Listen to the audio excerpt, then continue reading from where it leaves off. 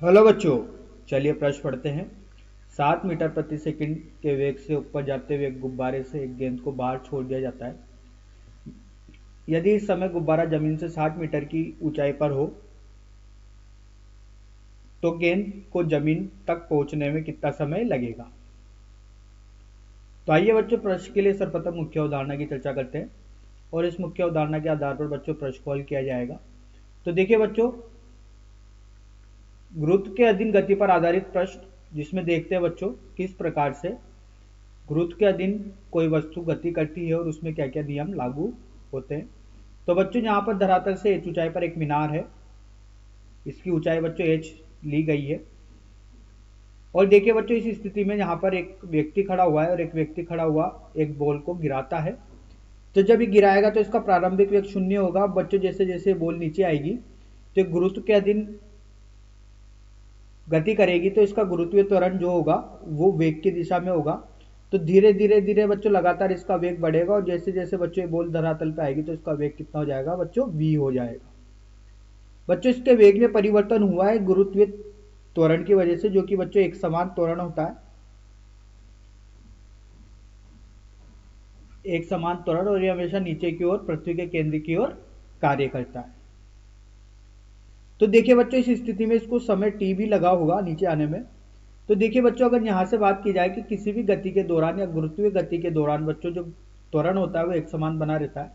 तो जो गति की समीकरण होती है, इस गति की समीकरण का बच्चों प्रयोग किया जाता है। गति की समीकरण का प्रयोग करके जो बच्चों अज्ञात राशि होती है उन्हें ज्ञात किया जा सकता है। तो पहली समीकरण होती है बच्चों v बराबर यू धन टी। दूसरी समीकरण होती है बच्चों यू टी धन 1/2 ए टी का वर्ग। और तीसरी समीकरण होती है बच्चों v का वर्ग बराबर u का वर्ग धन 2as।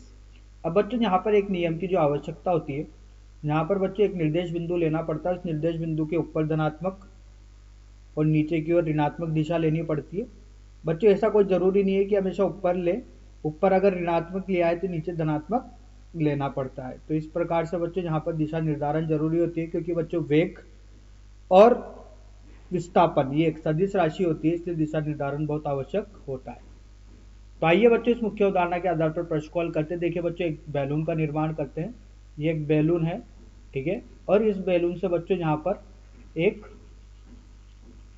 कोई व्यक्ति जो है वो खड़ा हुआ है और वो एक बोला गया है कि गुब्बारे से एक गेंद को बाहर की ओर फेंकता है, ठीक है।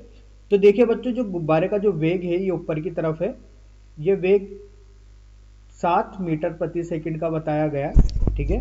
तो 7 मीटर प्रति सेकंड का इसका वेग ऊपर की तरफ है। तो यहाँ पर बच्चों ध्यान रखने योग्य बात यह है कि जैसे ही ये बच्चों ये बॉल को छोड़ेगा व्यक्ति, तो ये बॉल भी बच्चों 7 मीटर प्रति सेकंड का वेग ऊपर की तरफ जो है वो लेगी और उसके बाद बच्चों ये धरातल पर आकर टकराएगी, ठीक है।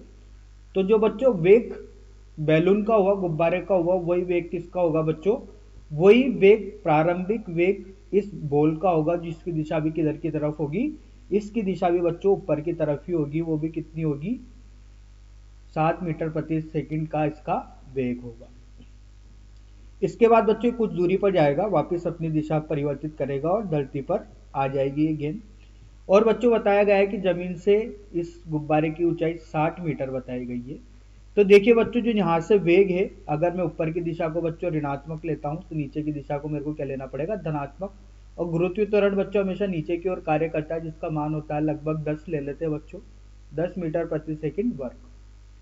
तो देखिए बच्चों, अगर यहाँ पर सर्वप्रथम गणना की जाए तो धरती पर पहुंचते वक्त इसका जो वेग है उसकी गणना करते हैं। तो तृतीय समीकरण v का वर्ग ऋण u का वर्ग धन बराबर 2as का प्रयोग करते हैं।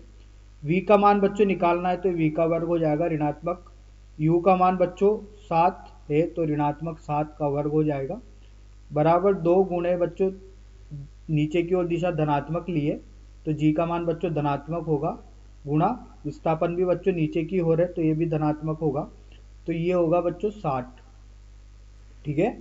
तो s का मान बच्चों कितना है, ये 60 मीटर।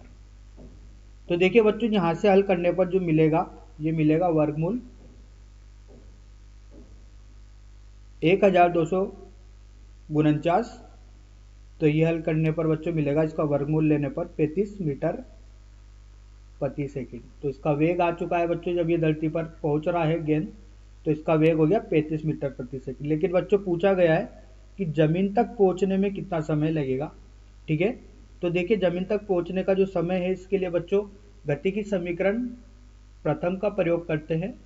ठीक है, तो देखिए बच्चों यहां से v का मान बच्चों 35, जो कि बच्चों यहां पर वेग नीचे की ओर होगा, इसलिए ये कैसा होगा, धनात्मक होगा, बराबर प्रारंभिक वेग u ऋणात्मक 7 ऊपर की ओर है, धन a का मान बच्चों गुरुत्वीय त्वरण g के बराबर होगा, जो कि 10 है, गुणा t का मान निकालना। तो t का मान बच्चों हल करने पर आएगा 4.2 सेकंड। तो यही अपने प्रश्न का उत्तर है बच्चों। आशा करता हूँ आपको यह हल समझ में आया होगा। धन्यवाद।